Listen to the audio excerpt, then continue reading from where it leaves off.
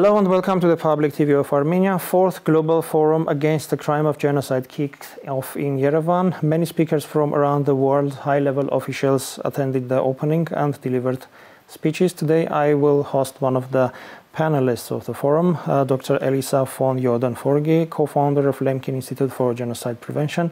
Dr. von Joeden-Forgey, thank you very much for joining.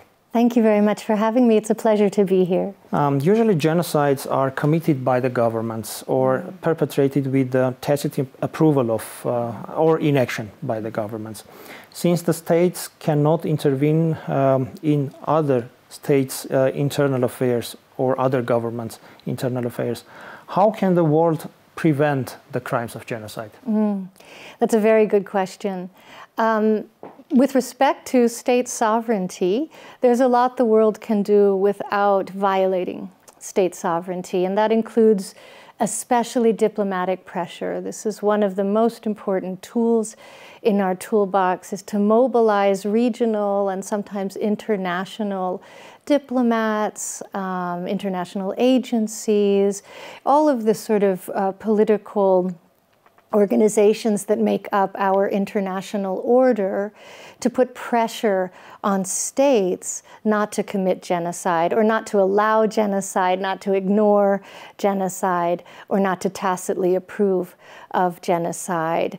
And there are carrots and sticks that can be used within that diplomatic toolbox, but I do believe that there's always a diplomatic, or almost always a diplomatic solution. It just requires a coordinated effort of pressure to be put on states such that they do not see it in their interests to commit genocide, and they recognize that there will be accountability for what they are doing, and that the plan, right, to commit genocide will backfire on them. This year marked the 74th anniversary of the Convention for Prevention and Punishment of the Crime of Genocide. 7 decades later, do we have an effective and robust system of prevention of the genocide at the international level? And if yes, then why the genocides still occur? And if not, then what else could be done? Yeah, that's a very good question. We do, I think, have very strong mechanisms, stronger than we've ever had before. There's greater knowledge about genocide. There's more research on prevention. There are more tools that have been introduced and tried in prevention. But what is lacking, I think, and this is because genocide prevention is still fairly new. So this is the 74th anniversary of the signing of the Genocide Convention, but our prevention mechanisms really date back to the early 2000s. So they are maybe 20 years old, 2 decades old by now. What is lacking is a normative incorporation of genocide prevention mechanisms into everyday diplomacy and international governance. So genocide prevention is still treated as a kind of side specialty that some states may engage in, and there are trainings for elites around the world, and there's, awareness raising and all of that, but we have yet to have the toolbox, right, integrated fundamentally into everything that the international community does and everything that states do, as well as into the worldviews and the perspectives of ordinary citizens of the world, ordinary people around the world. And so what we need now, we have the knowledge, particularly we have the early warning systems that are necessary. We can predict most genocides with some accuracy early on. But we need to deepen people's commitments to genocide and deepen people's use of these tools so that it becomes kind of an international habit to use these tools. And if we're constantly pressuring every time there's a threatened genocide, the international the international community to mobilize itself and coordinate action, then we're not going to be very effective in preventing genocide, because that takes so much time. It takes the diversion of resources. Those resources have to be found.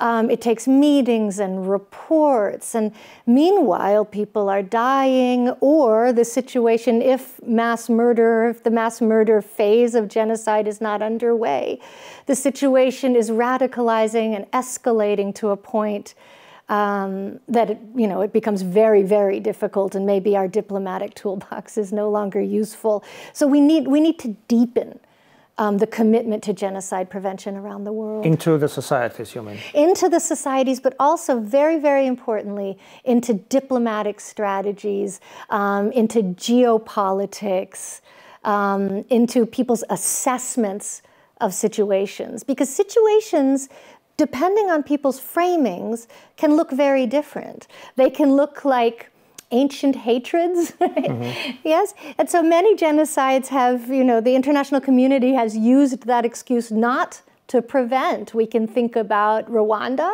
and we can think about Bosnia as two recent examples where there was, manifold evidence that genocides were being planned, and no action was taken until it was way too late.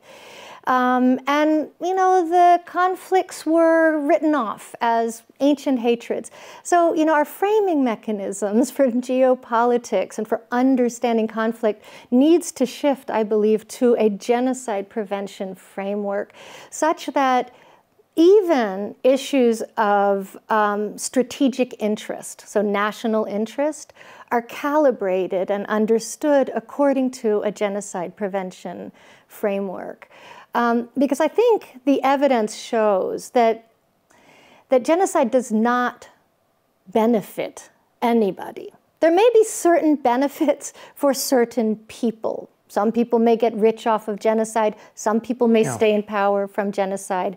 But worldwide, there is no benefit from genocide. The victims are the main... and the wounded are kept alive maybe forever. For some people. Exactly, right? And there's transgenerational trauma, refugee flows. We now have over 100 million refugees in the world.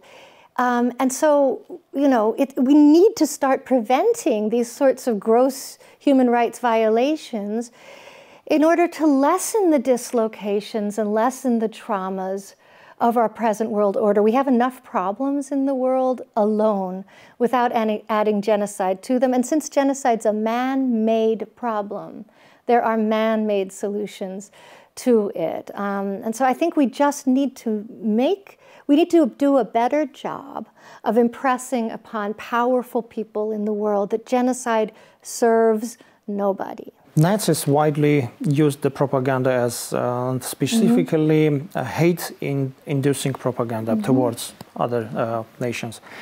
And nowadays, media, and especially the online and social media, are again used extensively for propaganda in xenophobia and hatred.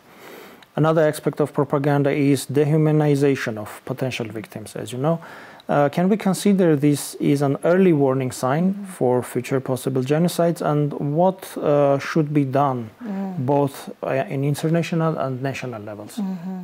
Yeah, this is interesting. This is the topic of the 4th Global Forum, is sort of genocide prevention and new technologies, right? And one of the major themes that is being discussed over the next 2 days is sort of the challenges posed by digital technologies and new technologies to genocide prevention for precisely the reasons that you're suggesting. Now, hatreds, right, can be spread more quickly than ever before, and they can be spread globally using these platforms, these social media platforms. But also the positive aspects, right, of social media and other digital technologies for genocide prevention. As one speaker, Henry Theriault, pointed out today, those of us involved in prevention are often behind the genocidaires, who are, very creative and always sort of manufacturing new ways to use technology for genocide, and then we respond. So we have to sort of shift that dynamic such that the genocide prevention community is out in front of some of these things. But it's hard. It's going to be a tough battle going forward, and yet I wonder if it's the technology that's the problem, right? Or more so the sort of age-old problem of geopolitics, state interests, lack of political will. Yeah. Historic grievances, all of these things fuel those genocidal ideologies, and they'll use whatever technology exists in order to gain a following. So, there's a debate about whether or not we should somehow limit the use of social media by hate groups. And certainly, yes, hate speech has no place within these new technologies. But other speakers at the Global Forum have also been pointing out that forcing people off of certain platforms simply means they'll find other platforms. Forcing people off of certain platforms means we don't engage with them, right? And so it's sort of scuttling the problem to another space rather than dealing with the problem. So I think that the problem of hate speech in new technology is that it shows to us that we have not done as good a job as we need to do in creating a world where historical grievances can be settled politically, right, rather than militarily or rather than through genocide. And ultimately, if we can do that, if we can find mechanisms to settle historic grievances and right historic wrongs and effectuate accountability better, then it won't matter what technologies are out there because they won't need to be used for genocide. Yeah. And as one of the panelists, what would you suggest as a topic for the next forum? That's a great idea. I think there are two. One is climate change and genocide, the pressures on resources, unlimited resources.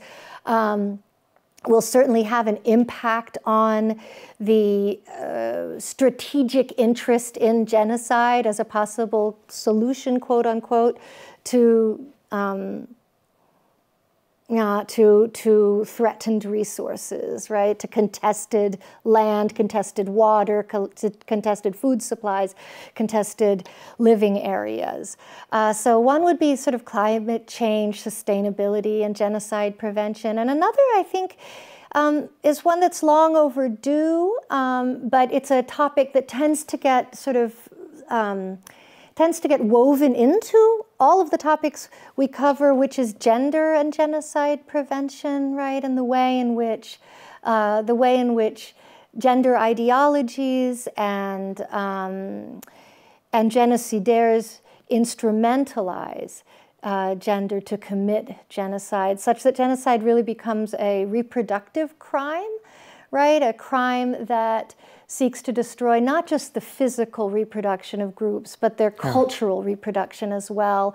And if we look at all genocides, there are very marked gender differences in the way that different people are targeted. And that's one of the reasons that genocide is so effective. And so I think we need to address that in order to look anew at possible avenues for prevention that we have not yet pursued in peacetime societies. You touched the topic of gender. Women and children are one of the particularly vulnerable targets of the genocide. And we have numerous conventions and other international legal tools to protect women and children. But nevertheless, we are coming short of enforcing them. Yeah. What should the international community or governments or even the international non-governmental organizations do in this regard? Yeah, enforcement is always the problem. I think that, we have to put on the agenda the issue of forms of really harmful violence that often fly under the radar. So domestic violence, for example, or sexual violence in peacetime. These are things that are very difficult to talk about, and societies have different approaches to them, but they need to be on the agenda of discussion because they can, there's a lot of research out there that shows that societies in which there is a great lack of equality between men and women are more vulnerable to genocide, to conflict internally, and to war. So, you know, I think that we need to we have to link these things together and show how they're connected and really have stark and honest conversations about them and put them on the agenda. But I also want to say in this respect that while women and children are particular targets of genocide, and sometimes they're singled out for particular types of cruelty or particularly cruel types of atrocity during genocide, men too are often a forgotten victim group within genocide because they're considered to be battle age, right? And they're all sort of militarized in the minds of the perpetrators, or at least that's the excuse that perpetrators give. A genocide scholar named Adam Jones has worked a lot on this topic and has shown that the massacre of men or the mistreatment of disarmed men, we could think of Srebrenica, right? Mm-hmm. As a good example, but that kind of treatment of men is prime evidence of genocide, and it's also a tool that genocidaires use to prepare their soldiers to commit then crimes against women and children, right? So oftentimes soldiers have more resistance to killing women and children because they're considered vulnerable groups than they do towards men. So even in the Holocaust, some of the mobile killing squads that were tasked with the job of killing Jews on the Eastern Front began their killing with killing men. And the argument was that they were partisans. The argument was that they were fighters, right? Even old men or little boys, right? That was sort of the category that they fell into. And then, right, once they were primed to commit those atrocities, then they began killing women and children. The same thing happened in 1915 during the Armenian genocide, as you may know. Yeah. What are the main challenges during the researching in genocide for the societies and the scholars? Yeah, that's a nice question. I think there's so many challenges. One of the challenges is that to be honest about genocide means that you can burn bridges. So there are security concerns in certain situations to study genocide. Sometimes, places are completely off limits to scholars, and so there's not much research going on, and those who do want to research it face certain security concerns. Sometimes there are laws about what words can be used to describe atrocities that hamper what scholars can say if they want access to a country and if they wanted to continue research in a country. So speech codes can also be a problem. I think that one of my agendas in my work is I think that there still is a unproductive dichotomy between scholars and researchers and the subjects of research. And the fact is that that genocide it's a crime that we can identify from the outside. So outsiders can identify genocide using our mechanisms, right, and our tools for doing that.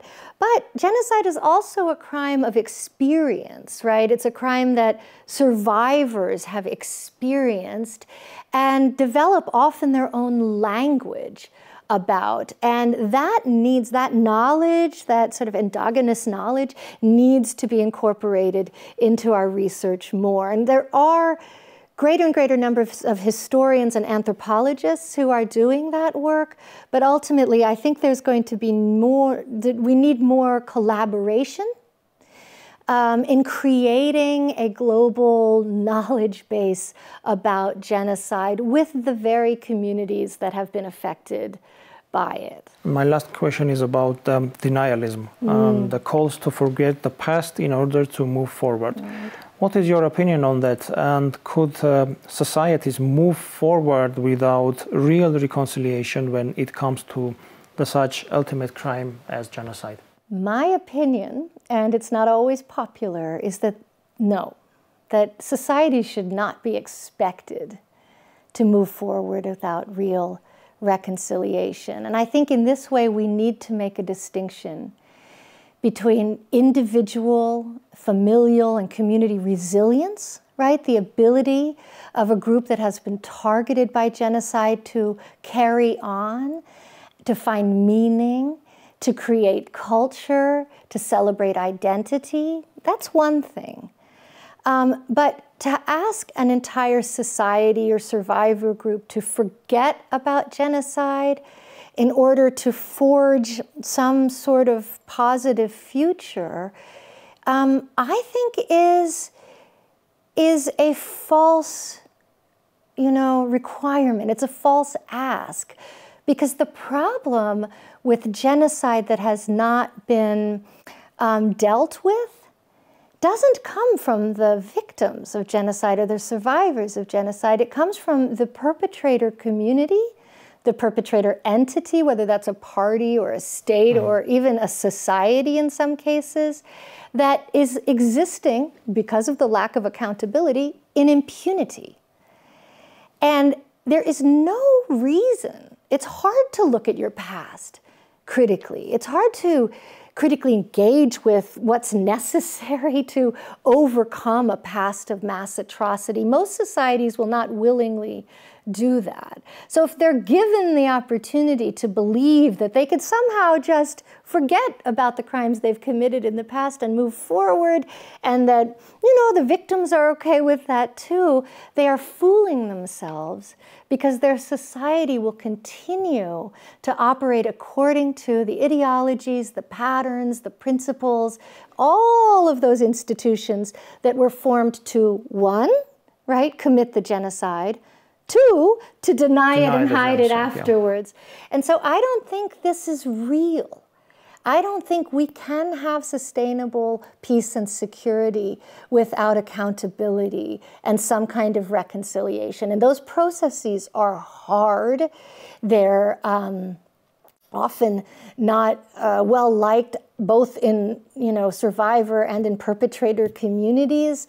There are lots of liabilities involved, but I think that's exactly the hard work that needs to be done. And a lot of people will be unpopular doing that hard work, but ultimately it's the only thing. It's that weaving of a shared narrative is the only thing that can guarantee prevention in the future, as well as support human security in the present. And I think the Armenian case is unfortunately a good example of that. That's my opinion of the situation, is that without there being, some pressure on Turkey to recognize its history, it's hard to imagine why Turkey wouldn't every now and then start pursuing pan-Turkic foreign policies or continue blaming Armenians for internal problems. So the hate continues, and it can just be, it's in the toolbox of the state and it can be whipped out whenever it's needed. And I come from the United States. I also have a German family. And so here are two states that have committed terrible atrocity crimes. And in Germany, the Germans were forced to recognize that. And it has made that state much stronger, right? And its institutions much stronger. Rather than weakening Germany, Germany is stronger because it was forced to recognize its past in deep ways and still, right, is trying to repair that past. In the United States, we've ignored our past. We have tried to say to communities who have been harmed and continue to be harmed, let's just move forward. But that's a myth, Because if you look at statistics about child removal, police brutality, right, early death, these affect precisely those communities that have been targeted for genocide at different times in our history. And as long as we don't face that in the United States, we are continually at risk of committing new genocides and new human rights abuses. I think the example under the previous president in the United States, when children were being taken from their families at the southern border of the United States, we know that's a crime of genocide, but it was so easy for the state to fall back on that idea because it has done this to Native American children and Black American children throughout history with impunity. And so this, you know, this issue of moving on from the past, it would be great if that were possible, but it's not fair to ask survivor communities to do that when the perpetrator community is still, you know, in the throes of, is still denying and actually expressing, right, genocidal ideology. Dr. Joeden-Forgey, thank you very much for joining in your time. Thank you, it was my pleasure. Thank you very much. This is Public TV of Armenia, and today I hosted one of the panelists of 4th Global Forum Against the Crime of Genocide, Dr. Elisa von Joeden-Forgey, co-founder of Lemkin Institute for Genocide Prevention. Thank you for watching.